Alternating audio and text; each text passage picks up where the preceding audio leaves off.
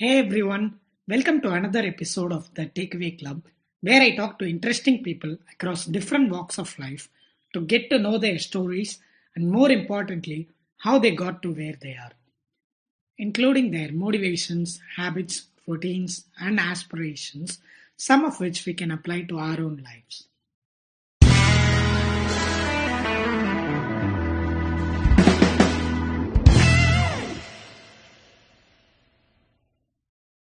Hey, before we get into the episode, a quick update.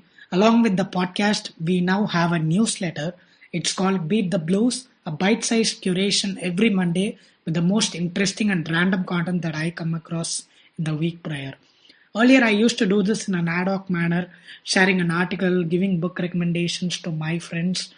That's when one of my friends suggested why not do this in a more organized fashion. And that's why we turned this into a weekly newsletter. From the early release, we have seen a great response so far. It's a small, non intrusive email every Monday with a bulletin of whatever content I am currently into.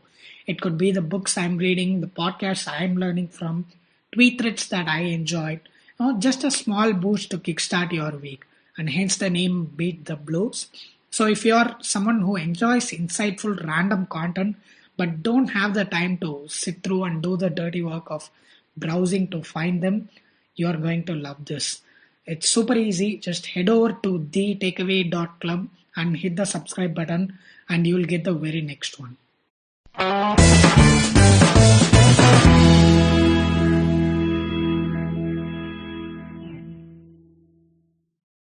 Hello, everyone. Glad to have you here on another episode of the Takeaway Club. In today's episode, I have a very interesting personality as my guest.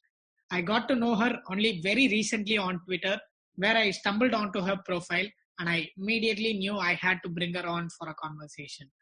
I'm gonna read out her bio from her Twitter profile and you'll see what I'm talking about. Finding my way one step at a time without stepping on any stupid Lego block. That's Sandhya Chandrasekharan, aka Kovai Sandhya people. So when I reached out to her, she was self-effacing, remarking that her life is as normal as it gets, and there isn't anything newsworthy that could possibly pick anyone's interest. But I've spoken with her a couple of times, and that is just not true. For starters, she lives in Bangalore and goes to sleep around 9 p.m. Like you gave an introduction of me, that was very kind. Thank you. But I am Kovai Sandhya. I am from Coimbatore. So I studied my school and my college in Coimbatore. So my school was Chinmaya Vidyalaya. My college was Amrita School of Engineering. So I moved from one Samyar Madam to another. God knows why. But at the end of it, I am an IT professional right now. I have been living in Bangalore for the last decade. So that's a little bit about me. Fantastic. So, since you're the first social media influencer that I've had on the show, I wanted to make the most of this opportunity by understanding the Twitter dynamics a little better. So, how long have you been on Twitter? So social media influencer and all is a big word. I am just on Twitter for the fun of it because I know a lot of interesting people. A lot of funny conversations have been had on Twitter, and I've met a few of these people in person as well. So I have been on Twitter since 2009.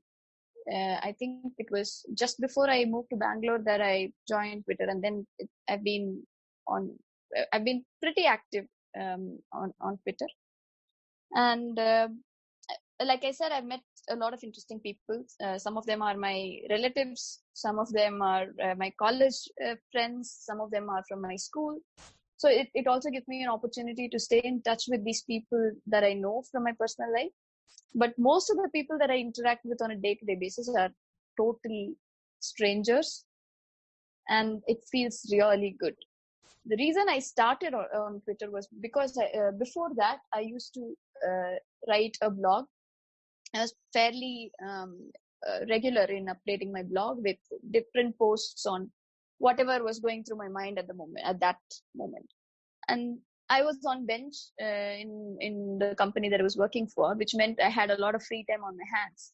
So I would just open a Microsoft Word or whatever and start writing down whatever I'm feeling, the people I met, the conversations I had, and it was a very simple personal journal kind of a blog that I used to run. And then after a while, I was expected to do work at office.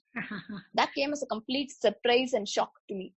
And that meant lesser time for blogging. And that's when I stumbled upon Twitter, where, you can say whatever you want to say in 140 characters, not the 280 characters that we have now, only 140 characters. And it piqued my interest because as the person from Coimbatore, I have a lot of, counter style punchlines that I say, and I found that people on Twitter were getting it. And that's what has tied me to Twitter for this long. And, even mobile data is something you don't get in every phone, right? When I joined Twitter, I think I had one, I don't know, some Auto Samsung phone I had, which had no applications. This was before Android was born. Wow. So I had to rely on the Twitter web interface to tweet and all. So things like, the dialogues from movies, the popular dialogues from movies and all. I think that entire thing started because of Twitter. And the memes are very, very, are the new kids in the block. But using movie dialogues like "What a Karwad," it started like way back in 2010 or something. So at that time, there were no memes. We could not post GIFs to express what we are feeling. It had to be something that everybody understood, but short. That's very nice. Did you used to have a laptop or a PC back then, or did you rely on browsing centers? No, it was not that old also. Hello, Thambi, I'm not that old and all. But we did have laptops and internet connections at home. But then we did not have broadband like we do now. We had those dongles. I don't know whether you've seen dongles, USB dongles for internet connection, where you put in a SIM card and then it gives you internet connection in Wi-Fi. But back then it was not Wi-Fi. It had to be plugged into the USB port of your laptop. And your laptop would be connected to the internet. So at home I had that, and at office I had, of course, office internet. Oh, basically it's routers ancestors. Yeah. Do you actually feel old? Oh, looking at the new kids on the block in Twitter, you've been around for a while. I mean, I don't mean it. Until you asked, no, I hadn't felt old. But now that you have. Yeah. Sorry, I just meant you have been around in Twitter for a decade, not in been around in general. I know, right? The other day I was watching TV one night, and there was this program called Flashback on Sun Music. So they were playing songs. So when I think of flashback songs, that's 80s or 70s. They were playing a song from the movie Kushi. Mm-hmm. That is not old. That happened when I was still young. What does that tell about my current age? So yeah, I do feel a little I'm old sometimes. On that one, I really don't want to get into trouble. I've had a couple of instances where I've gotten into trouble for this exact thing, but I'm not sure which side of the coin I fall here as well. Being the unfortunate 90s kid here, you people brush us aside as the next generation, and the ones after that, they're just way too sophisticated for whatever we do. So we are kind of in the middle of nowhere here. So yeah, I know. I have cousins from your generation, and they are incorrigible. Okay, thank you on behalf of my generation. I really appreciate that.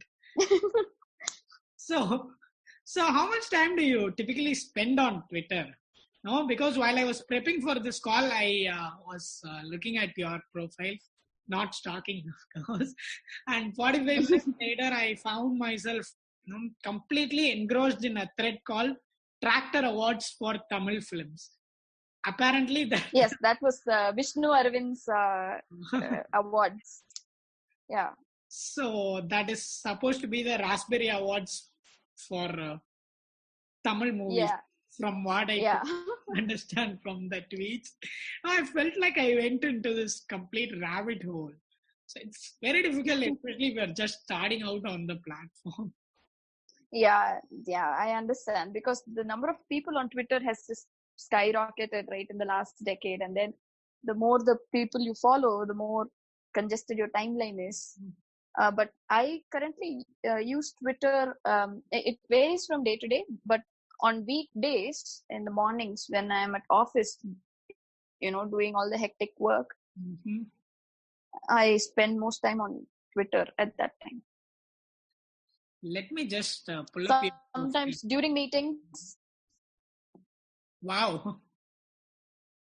So that's similar to us using our mobile phones in the middle of the class. Yeah, very similar, right? I mean, I used to use my mobile phones in my class when I was in college, right? Because back in school, we didn't know what mobile phones were. So I got my first mobile phone when I was in first year of college, which was that old Nokia 2100. It was called monochrome, snake game, and all that. And I keep telling the kids from the 90s in my office as well about how our generation cherishes things so much more than you guys ever will, because we used to have 100 free SMS per day. There was no WhatsApp, there was no mobile data, right? Hey. So if you had to message your boyfriend, you had to ration your SMSs throughout the day. Like, for example, before 11 a.m., you could only have sent 30 SMS. And then before 4 p.m., you could only have sent a total of 50 SMS, because remaining 50 would be for nighttime chatting. And you would stay awake till midnight, so the next day's quota kicks in. So these are things that your generation will never understand, I remember having this 100 SMS limit. I think Geo totally just changed the game. Yeah. That has become obsolete now. So I'm looking at your profile. You have nearly 14,000 tweets. So that's what, in 10 years. Are you asking where No. Not really. We need people who can generate good content. As a content writer myself, this is something that I admire in people. So that's about what, 30-35 tweets a month? I don't know. That's no. It's much more than that. But like I said, in between, I had a few. No. In between, for a few years, I was using Twitter very sparingly because, apart from the work life and all, I also happened to get married and have a child and all in the meanwhile. So, that also takes a lot of my time. It's terrible, having to work, having to take care of children while you're in the middle of. Yeah, that's the thing about my bio, right? One step at a time without stepping on a Lego block, because my son keeps leaving them around for some reason. My son Bison. Yes, and that's something that I want to talk about in real quick. But before that, I came across this another very interesting hashtag. Oh, let me just go through one of your old tweets. See, this one. Hey, something that's on the internet, it's gonna stay on forever. So May 18, so that's a week back exactly. Frankly, I don't miss going to office.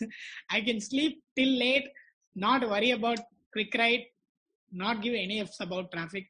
Of course, Bangalore, so can't blame you on that one.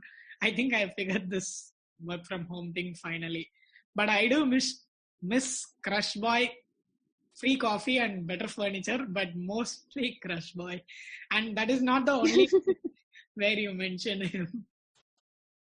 Oh yeah, okay. So see, that's the reason why Crush Boy does not have a name. Okay. Because Crush Boy is a blanket term that I use for multiple people at my workplace. Like, in each of my previous organizations, I've had a Crush Boy. Who's this Crush Boy? A typical Crush Boy is an eye candy kind of person who really, it's nice to look at. And then when the person just is within your vicinity, somehow, your heart is, beating a little faster, and you kind of feel shy and all, like a stupid teenager, right? And any person that evokes that kind of emotion in you is a crush boy, and doesn't really have to be a good looking person, but most of the times it ends up being a good looking person. Yes, that's totally relatable. Crush girl, obviously. So it's pretty much James Bond. So once upon a time it was Sean Connery, now it's Daniel Craig. So that keeps exactly. Okay, cool. So how does your husband take it? Does he mind? Does he not care? Sometimes he just ignores it. Like, that is the reason why my husband has never liked or retweeted any of my crush boy tweets, I think. But I don't think he endorses it. But sometimes when we are at home, he says, "Oh, who are you chatting with? Is it your crush boy?" And things like that. But I could not have asked for a more understanding person as my life partner. And we have been married for close to 10 years now. We've known each other for 15. Nice. So yeah, I don't think there's anything that we keep from each other in that sense. We are like open books. Sometimes we just look at each other and we can understand each other's minds. Very beautiful. You guys were dating prior to marriage, right? Yes. So anything interesting on that front? Funny stories? Dating is supposed to be fun and romantic and all that, but this man has not a single romantic bone in his body. He's a very practical person who never understood the reason behind greeting cards or flowers or soft toys. These are the things that typically, men gift their loved ones, right? I remember the gifts that he has gotten me so far.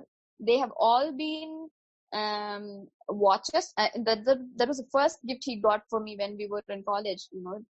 Back then, fast track watches were the shit, right? And Yes. I remember with his limited pocket money, whatever he could get together, he actually bought me a fast track watch. And from fast track watch to Apple Watch, I could write an entire book. Wow. So, I mean, who cares about a romantic gift when your gifts end up being fast track watches and Apple watches? What? Exactly, right? So far, that's what I'm telling you. In the last 15 years, he's, I think, bought me my last 5 mobile phones and my last 3, a total of 3 watches. And a bunch of other things that I can't remember, but they've never been jewelry or, he would spend more on taking me out to a nice place for a dinner than buy me something like jewelry or flowers. Or so I have to ask this, since you brought up jewelry, I'm not sure prevalent this mindset is, but I generally don't get the craze behind jewelry myself. Neither do I. Okay. From what you said, I assumed you like jewelry and no, I hardly wear any jewelry. Do you know people who do? Probably from the older generation, but I don't think our generation has really been that interested in jewelry. For me, I like jewelry that I can wear to my workplace without it being, too catchy. Maybe like a thin chain, or it's all very practical things. So my mom keeps asking me to buy her jewelry, and I'm like, I'll happily spend money for you, but I'm not gonna get you jewelry. I'll put it in RD. No, very exactly. But, see, you're a very, very practical man yourself. But she doesn't get it. I'm like, this is all, you will thank me when you're some 60, 65 years old. At that time, last thing on your mind is jewelry. You'd rather have an emergency fund, or for some reason that's not exciting at the moment for her. So coming back to your crush boy, does he know he exists, the current one? No, he doesn't. So you But mean then, given the lockdown and us being all of us working from home for such extended periods of time, I'm not sure whether I will remember who the crush boy is when I get back. hey, looking at your tweets, I don't think that's gonna be a problem. I've seen. So what is it like? You talk about him on an online platform and then you have to go back and face him. So how does it work? How does that dynamic work? Do you? But he's not on Twitter following me, and nobody from my office is following me on Twitter. And when they do, I just tell them, hey, no, this is not cool. I'm just going to block you. And then I block them. Just straight up. Straight up. So see, I don't want the person that is following me on Twitter, let's call them X. One day, if I'm pissed off with them, I might tweet something bad or something crass about them, and they would see it, right? That does make sense. Oh, I think it's always good to stay clear of office folks when it comes to your personal on social media. Anywhere, not just on Twitter. If you see them walking, opposite to you on a road, also you cross the road and walk the opposite way. It's enough looking at those faces at office. Coming back to one of your other prominent hashtags, hashtag my son bison. In fact, that's how I stumbled onto your profile when I saw the videos of your kid. I think it was the boys song singing that song. Enakku oru girlfriend venumada song. Oh yes. It was the cutest thing. I ended up sharing that tweet to my family groups and all. So let's talk about hashtag your son bison, which is a very weird hashtag to use when talking about your field on a social media platform. I'm missing it. See, my son bison is from that movie Natame, where Countmani is Sendil's son. Okay. And Sendil calls Countmani my son, and Countmani says Solra bison. That's how it started. My son bison. Okay. So when you have a kid who's less than 6-7 years of age, that's a lot of content right there. Every day they do something new, they say something new, they learn a new song with incorrect words.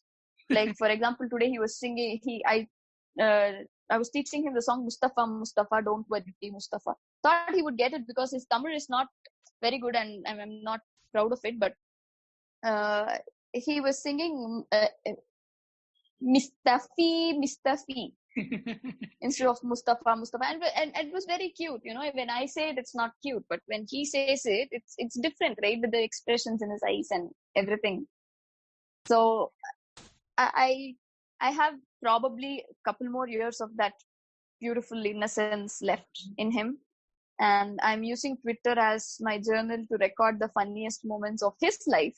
So when he grows up, I can embarrass the hell out of him and tag his Twitter ID to all these tweets and see how his girlfriends really take it.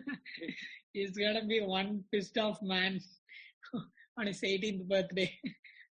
I'm not even thinking that far. Like how Ross and Rachel does in one of the Friends episodes. Could probably do. Yeah, Emma, this is the year 2020. Are you still sleeping? That is so appropriate given the current situation. One more interesting thing that we were discussing right before the call was your sleeping pattern. Because from what I remember, we had a couple of pre-calls prior to this one. And it was in the late evenings in the dictionary of normal office going Bangalore IT people. Okay. And you had to cut our call because we were nearing your bedtime. Okay. So my sleeping pattern is quite different from a regular person's sleeping pattern. But I do know other people who have a similar sleeping pattern. So I'm not a weirdo. Okay. I'm convinced I'm not a weird. Yeah. So my sleeping pattern came to be because of Bangalore's traffic conditions. Okay. I'll explain why. So what are the peak traffic times in Bangalore If I were to ask you, what do you think are the peak traffic times in Bangalore? What would you say? From the memes I have seen, it's apparently 24 hours a day. So let's say somewhere It is, but the peak. between 10 and 8. Between 10 a.m. and 8 a.m. in the morning, and perhaps 6 to 8 in the evening. Right? So it starts a little earlier than that. So when you say 8 a.m., Tin Factory gets clogged by 7:10 a.m. So if you have to cross Tin Factory, you have to cross it before 7, which means I have to leave my home at least 6:45 because my office is in Bellandur. Shit. If I cross Marathalli after 7:50, the entire stretch between Marathalli and Bangalore and Bellandur is completely jammed. Wow. It'll take at least 45 minutes to cover something that can be covered in 15.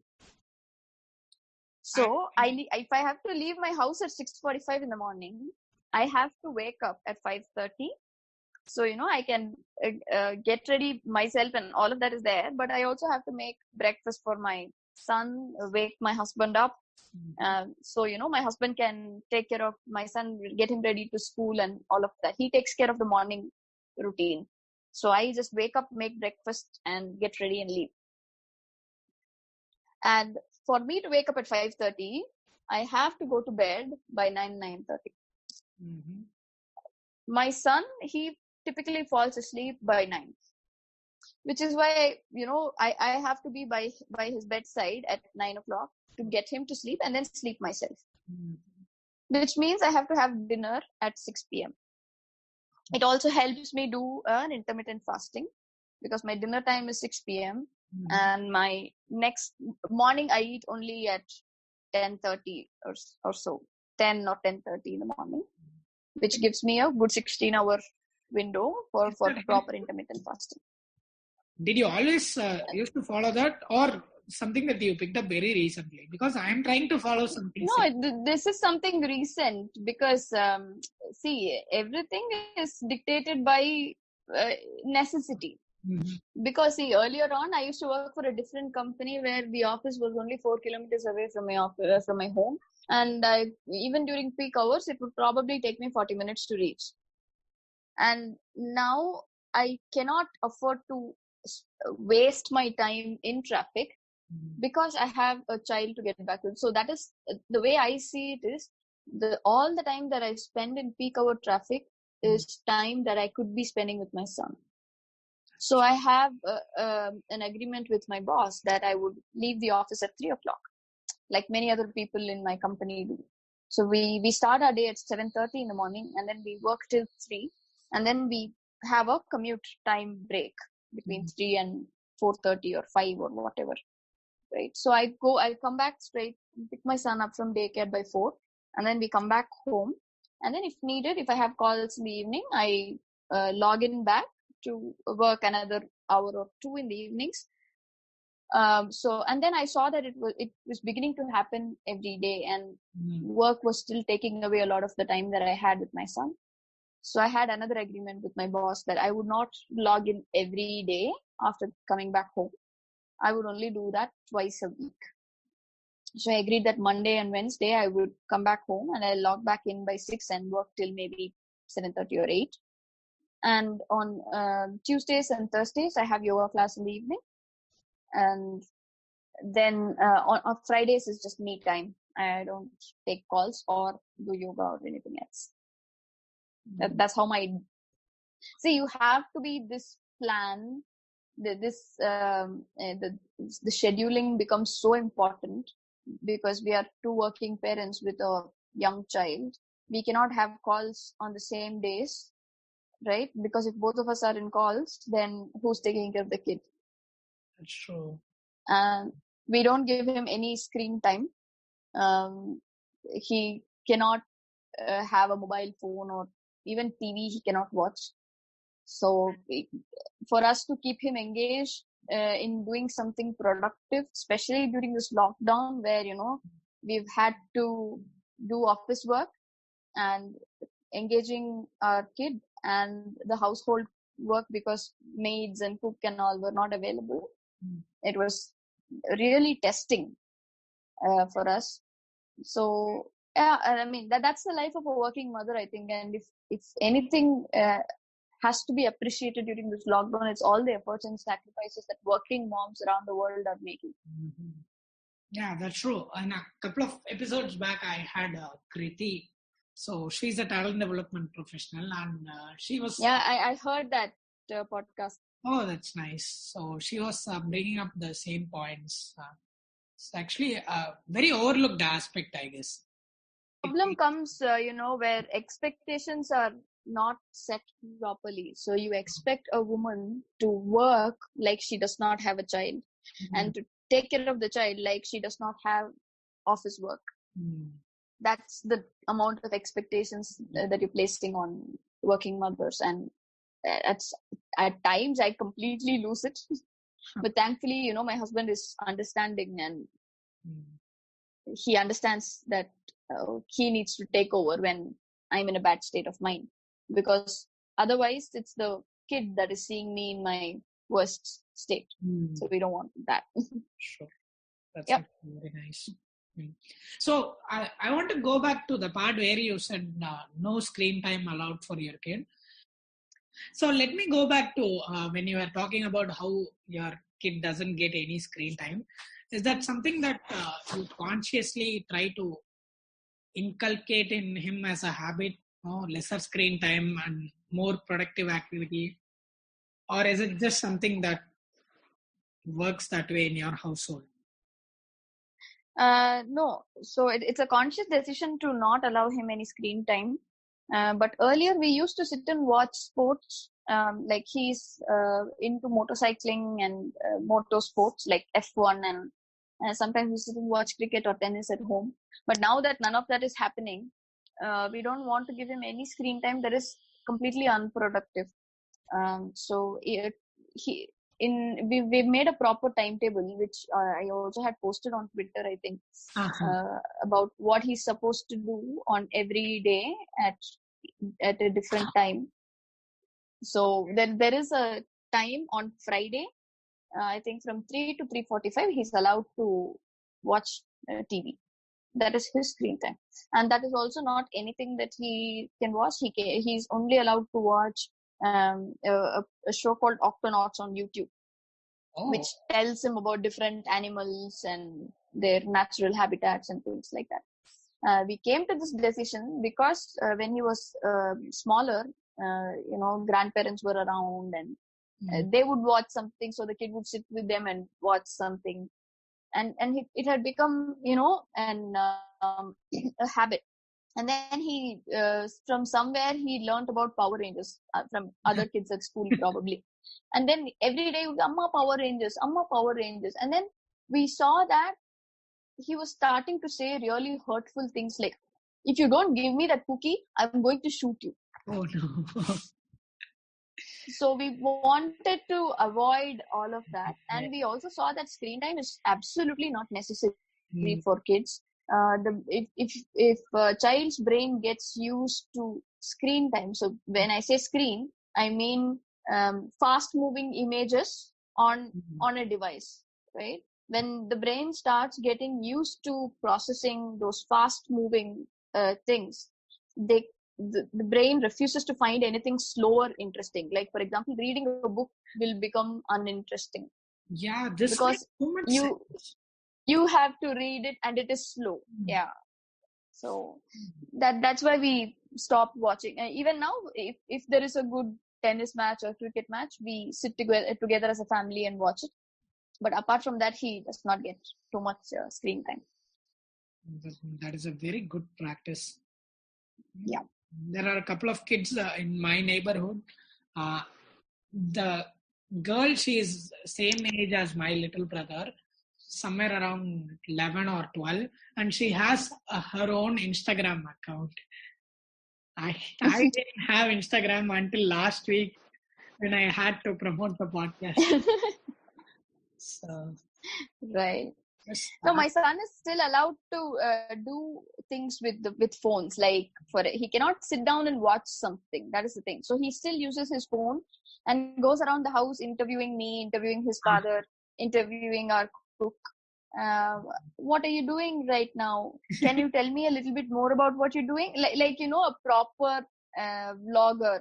And that is okay, because there he's using his brain to do something productive with the phone, and that is fine. But what we don't want is for him to get addicted to watching videos or playing games on the device.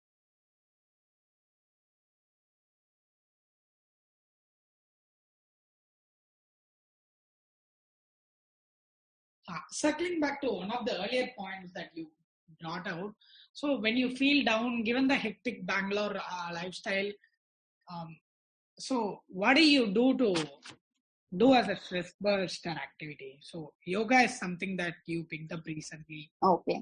What I reckon. Yoga I've been practicing for the last year and a half now. And something more recent that I picked up about 6 to 8 months ago was music. So one of my friends is she's a Western music instructor. So I used to visit her house once every week for classes, singing classes. And now because of the lockdown, we are having online classes. But apart from that, what I really enjoy in the evenings when I'm most stressed is just play music, Ilayaraja or Rahman, and sing along while I cook. That is, I find that supremely therapeutic. I enjoy the process of cutting vegetables and singing while I'm cutting vegetables, because there is some kind of rhythm to it that puts me at ease. What is the most controversial opinion that you hold? Now, something that raises eyebrows when you bring it up to people.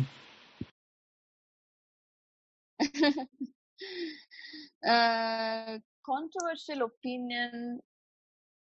I'm very pro-choice, and people find that very controversial. It is a controversial topic. So, like for example, I think every decision one has to make in one's life should be one's own and nobody else's.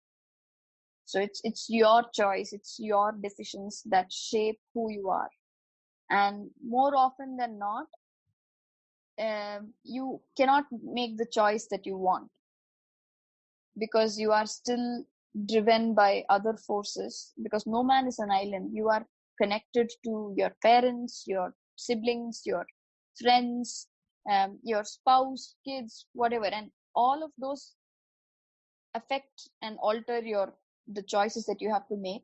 But I think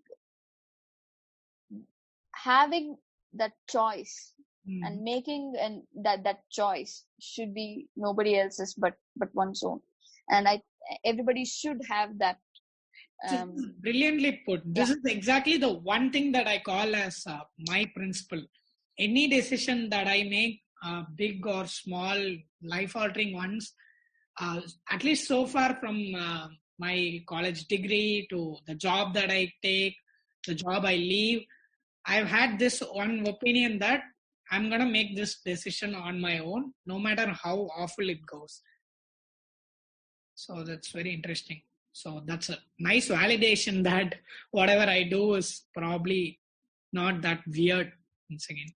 Yeah, but the ability to make choices is not the same for everybody. So it's easy for me sitting in my comfortable home on a comfortable chair, under the fan, and say, oh yeah, they should extend the lockdown.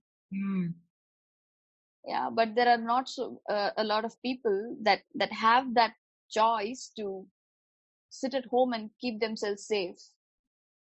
Like for example, it's very easy for me to make a choice about my body. Yeah, my body, my choice. I can do what I want with my body.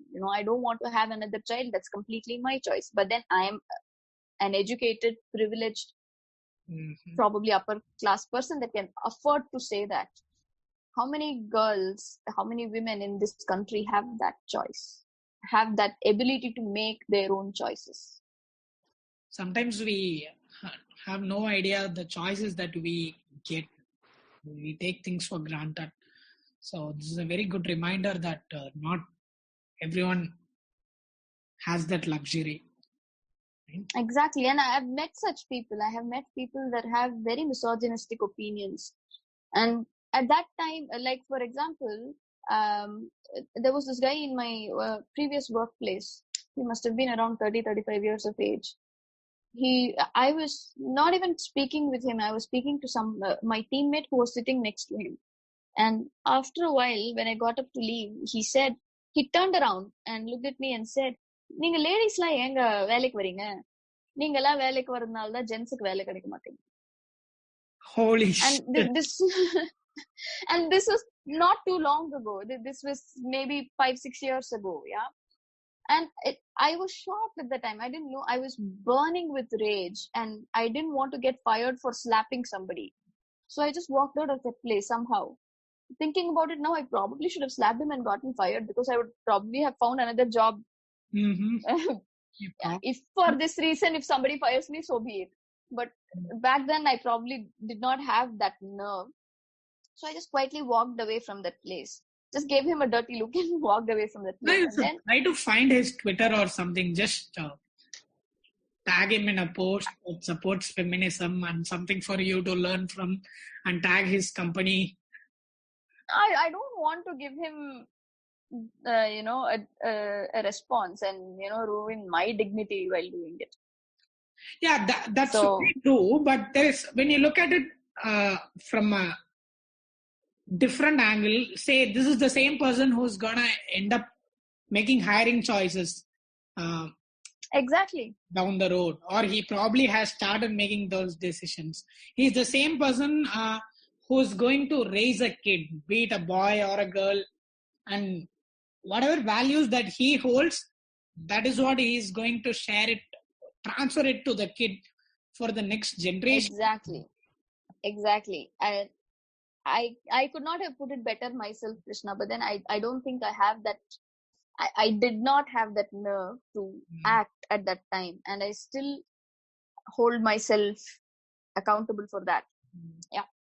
I mean, this ties back to whatever you said about choices. Now, sitting in front of a laptop, being a man where I haven't really had to face this gender discrimination or bias in any way in my life. It's very easy for me to say that, oh, you could have done that. Because from my view, that is wrong.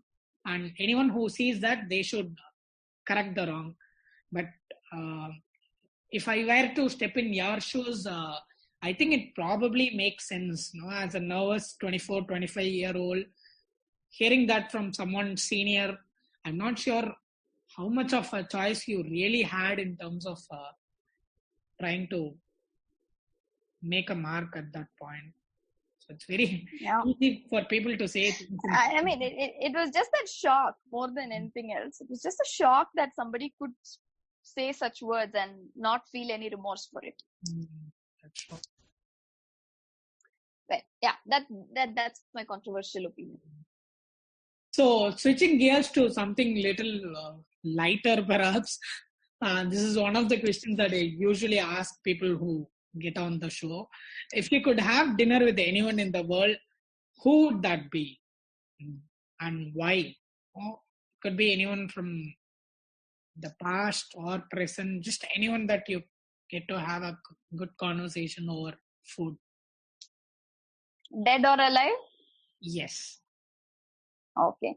See, I can give you a very happy, easy answer and go for Bradley Cooper or George Clooney or DiCaprio or some such. But more than anything, I think I would love to have dinner with my father. Wow. Because he left us when I was only 15 years ago. He passed away. And it's been, I mean, I've spent more years in my life without him than with him. Yeah, and he was the one that opened me up to the world of books, to the world of puzzles, to the world of the art of storytelling. And if I'm able to write a few sentences together coherently and I'm able to articulate myself at least to a certain level, it's him. And he was always super well informed, well read. Unfortunately, not as well traveled as he would have liked to be. But even sitting at home, he knew everything that was going on in the world because he was always with a book in his hand. I even now, after 20 years of losing him, if I were to picture him, I see him sitting on the floor in my house with a book in one hand and a cup of coffee in the other hand, always. That's very beautiful. Oh, reminds me of Matthew McConaughey's Oscar speech. He tells something similar about his father as well. I'm a big part of. Now, I ask this question to very frequently to the guests here, and I don't know what exactly that I look for when I ask this question. To be honest, I'm probably imagining a fancy answer like Steve Jobs or a Leonardo DiCaprio or something, but the very first episode. So I had one of my very good friends Kaushing on in that episode. When I asked him this question, he's into sales, marketing, public speaking and all. So my expectation for what he would respond with was probably some influencer, some public speaker. But his answer was exactly on the same lines of yours. I could tell something fancy like I think he mentioned Simon Sinek or someone. But what I truly want is I'd like to spend time with my grandparents. I don't know if my father were around. I think over dinner we would be talking about the COVID situation, about the economy, about the politics behind the economy. I'm a very political person, but I don't really talk about it that much. And probably we would be discussing conspiracy theories and debating amongst ourselves as to which one is more closer to the truth than the others. So yeah, that's a conversation that I would love to have with my father. But yeah.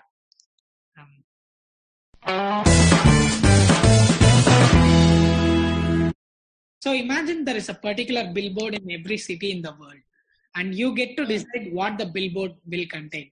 No, it could be any message that you can have. So basically, everybody in the world gets to see that billboard. No? So what message would you have on that billboard? No, this is an easy one. This is a very, very easy one. I would probably say it is best said in Tamil, so I'm going to go out and say that in Tamil. It will be "Poi pulla kuttingala padikka vengada." Because I truly believe that education is the thing that's going to save this world. The most important thing is to get our children to understand the ways of life. So when I say education, I'm not talking math, science, English, social studies and all that. I'm talking about right? True, that's literacy. I'm talking education. So educate them about what is good and what is bad, what is right and what is wrong. Educate them about the ways of world. Like, how do you fill out a demand draft? How do you deposit a check in a bank? Which schools are teaching these things? These are practical things. Okay. So many people I know go to a bank and they don't know how to, they can't tell the difference between a check and demand draft. They don't know which challan to fill while depositing cash in one's account. Very true. The only reason simple things. Studied commerce, so that's what it takes. Yeah.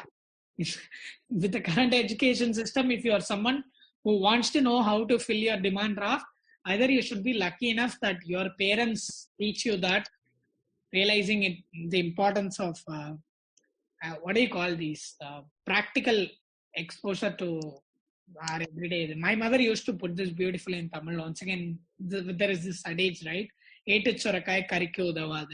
She keeps it often. So absolutely. And also, things that matter, like when people are talking about teaching girl children about good touch, bad touch and all, right? But teach your sons to respect women when they're growing up.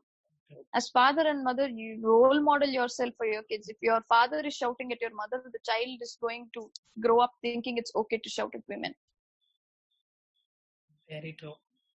That's a very beautiful message to wrap up the conversation, Sandhya. Once again, this has been an absolute pleasure. And I know when we discussed this over the phone, we didn't have a lot. We were unsure what this is going to unfold like.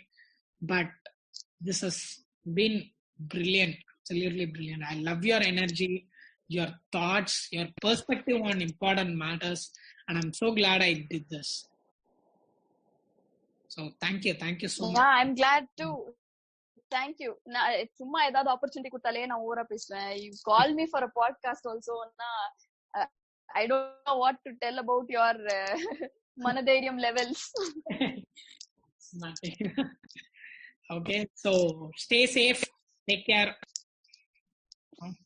Yes, thank you, Krishna. Thank you for having me on this chat.